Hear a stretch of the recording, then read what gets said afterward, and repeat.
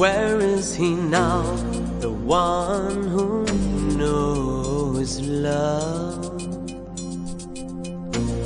Untainted he flies as the Lord's dove. He teaches with strength in a peace so true. Krishna, we give thanks, he helps us find you. Namah Vishnu Padaya Krishna Prasthaya Bhutale Srimati Bhakti Vedanta Swami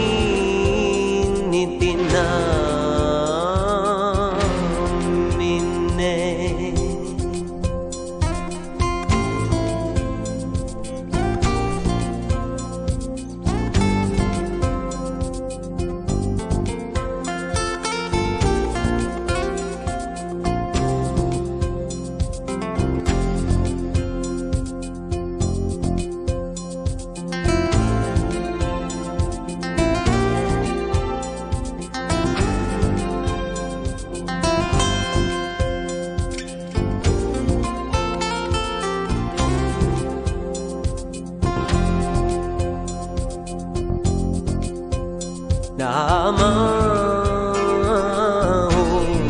Vishnu Padaya Krishna Prasthaya Bhutale Srimati Bhakti Vedanta Swami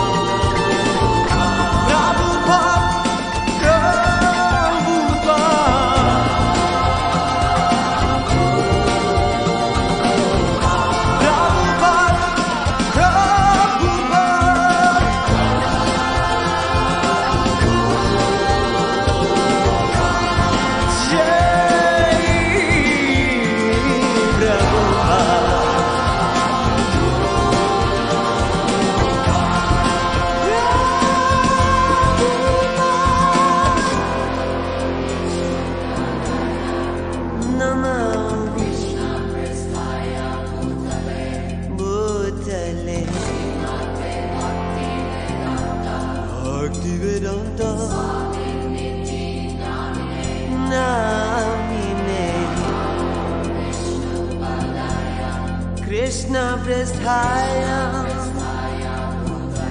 Srimati Swami Namah.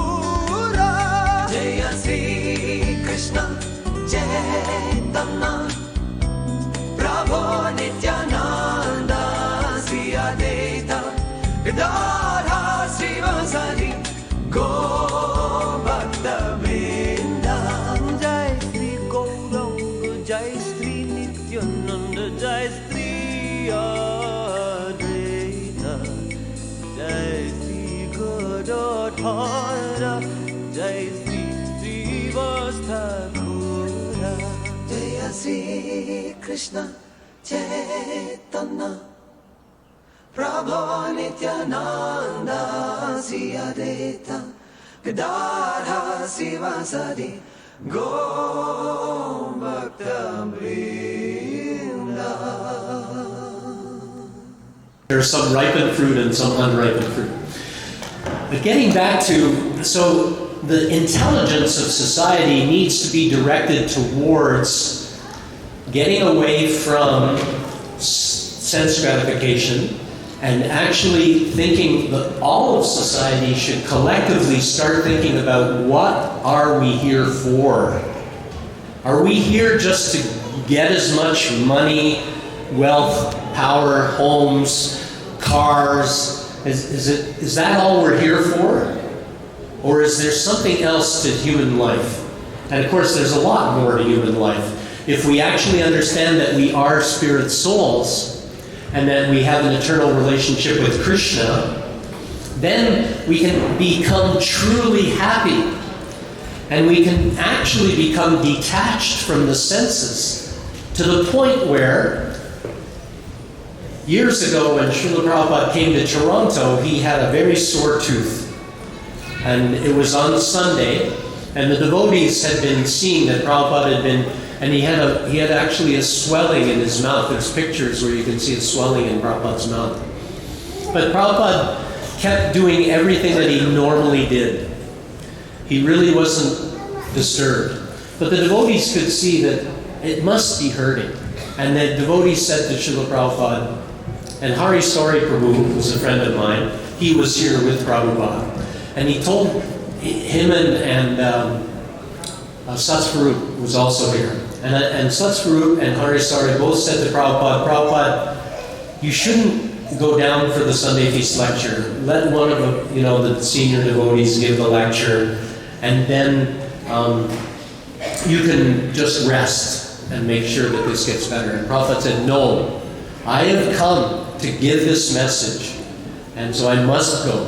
And actually on that day, back in those days we didn't have big crowds coming to the temple. Often on a Sunday, if we got 100 people, we would consider that was a big crowd. But on that Sunday feast, there were probably about 200, 250 people. So it was much bigger than we normally get.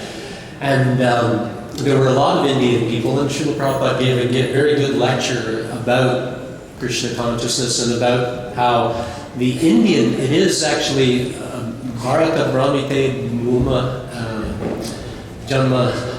If you've taken birth in the land of Bharata, Lord Chaitanya says, if you've taken birth in the land of Bharata, then you should actually be one who goes and tells others about Krishna and gives that transcendental knowledge, and especially spread the Sankirtan of the holy name, the Hare Krishna mantra.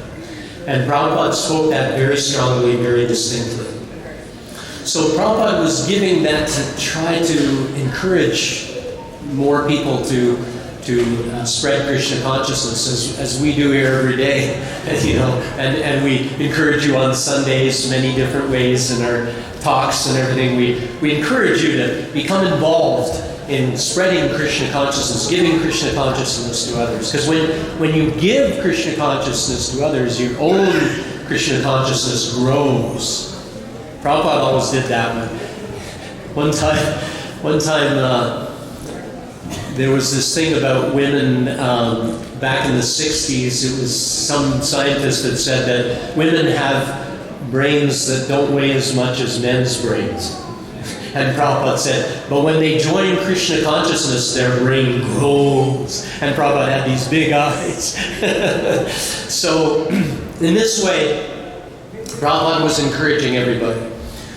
But what happens with artificial intelligence, one of the things that they've found now, they're doing all kinds of studies even already on the effect of artificial intelligence, and they're realizing that some people are becoming dependent on artificial intelligence. In other words, they're not using their own intelligence, they're just, and students are using it to even write papers, and not, they don't even critique what AI has given them. They'll just ask AI to write me a paper on Shakespeare. Give me 16 pages on Shakespeare's, King Lear or something like that. And the AI will write it all out, and they'll just hand it in. Of course, now they have software that can detect whether it was written by AI or by an actual person. But what's happening is they found that those who just depend on AI, just like doctors also, there's in the medical profession now, a lot of times, and especially I know there's a lot of nurse practitioners, because we have a shortage of doctors, there's a lot of nurse practitioners, and they are actually typing in symptoms. A lot of times if you're going to talk to a nurse practitioner, they're typing in your symptoms as you're saying them, and then the AI spits out a possible diagnosis. Now, if the person using AI actually questions what comes out and looks at it and goes, this does fit in this way, but this can be changed, or this needs to be changed like that, or is not accurate in some way, then they found that actually, in that sense, AI can actually help somebody to become a little bit more intelligent and do things properly. But if somebody just takes what the AI spits out and gives it to somebody else without questioning, that's when the person doing that on a constant basis, their intelligence quotient actually starts to go down. They can actually lose points on their IQ. So it's a very weird thing, but AI has, just like anything in the material world. Srila Prabhupada, I just listened today to a little thing where Prabhupada talks about a devotee does not hate anything. Because we see that everything is Krishna's and everything should be utilized in the service of Krishna, we have no hate for anything. We love everybody. We love Muslims and Jews and Palestinians and Russians and Ukrainians and whoever. and we love dogs and cats and spiders and, whatever. Like a lot of times people go, well, I like, this fuzzy caterpillar, but I hate spiders. But no, actually they're both spirit souls. And they just have a different covering. It's not their fault. So why should we hate? Why should we have this hate and this dislike? But now in the material world, what's happening? There's so much hate in the world today. And we can see that war is increasing. We're getting closer and closer. That they have this doomsday clock. I don't know if anybody remembers, but back in the 60s when they first started realizing that the nuclear weapons could be utilized, and that would be doomsday.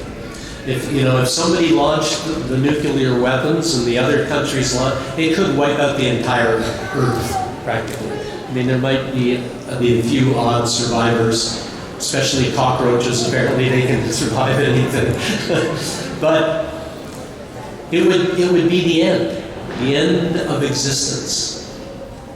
It would be apocalyptic. So they devised this doomsday clock where they said that as long as we're 10 minutes from midnight, midnight was when somebody was going to push the button.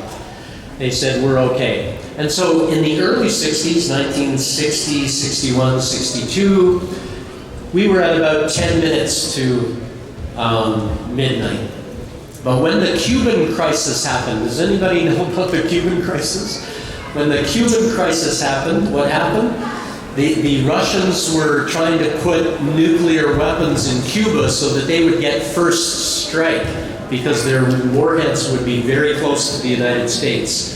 And the United States blocked off Cuba with their ships and did not allow the ships to get by. And it almost, it was said that, because the Russians were saying, if you don't let us through, then we're going to push the button. And the doomsday clock suddenly went from about 10 to midnight to about 30 seconds to midnight. And I can remember in those days, we used to have air raid sirens all over the place, and they would have these drills where the air raid siren would go off in our town. And if you were at school, you had to hide under your desk. Not that hiding under your desk is going to help you if a nuclear bomb goes off, but somehow or other they thought it might help. But in this way, the planet is just going nuts, because now they figure we're at like 5 seconds to midnight. That's how bad things have gotten in the world. And it's because people want sense gratification. And especially some of the big leaders, all they want is sense gratification. They don't want to help people.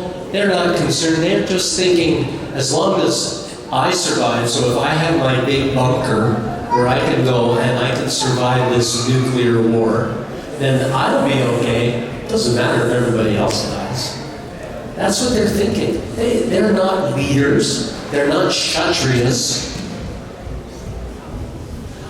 They are cowards who are destroying the entire population just for their own sense gratification.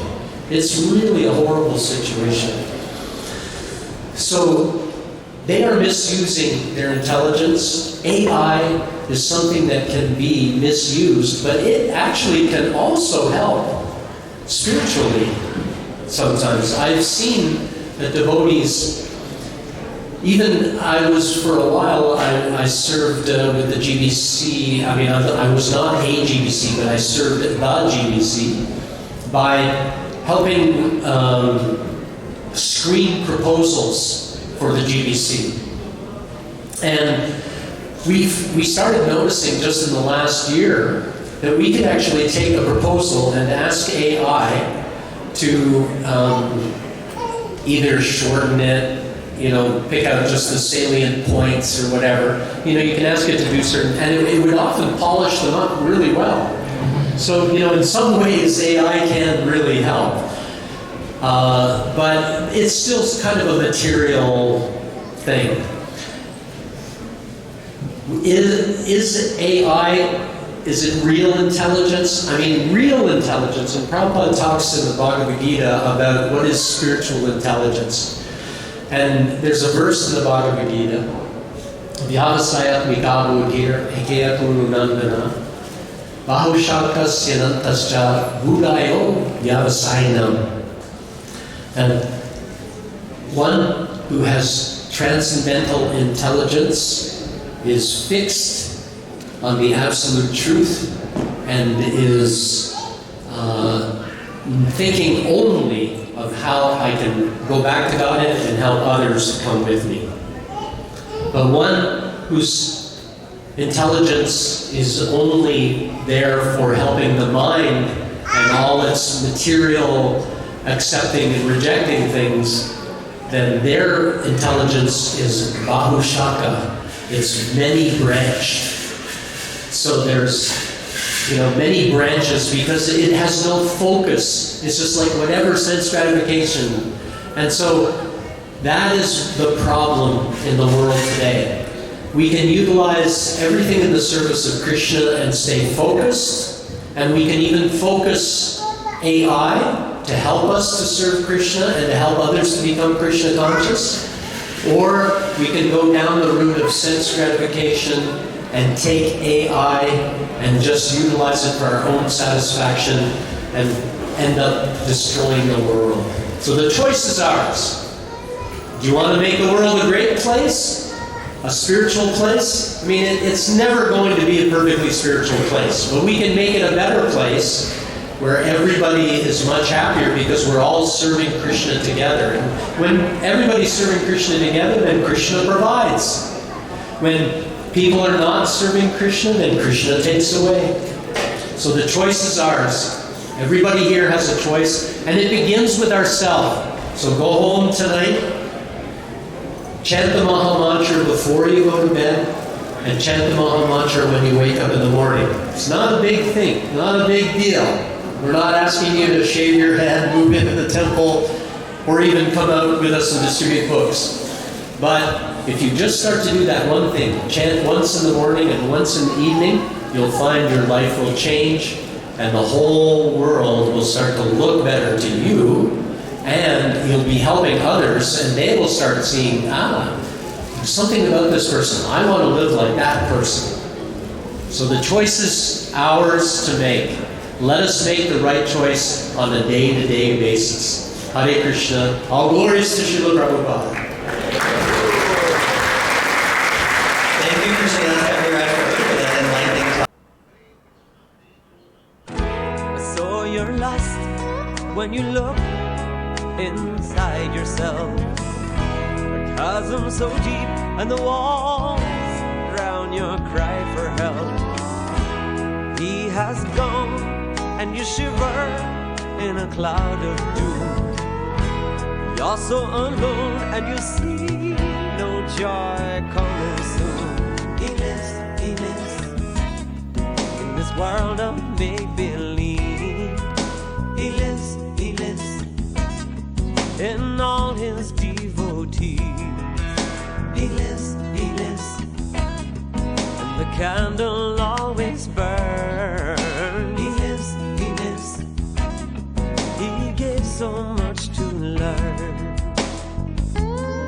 sa buhay.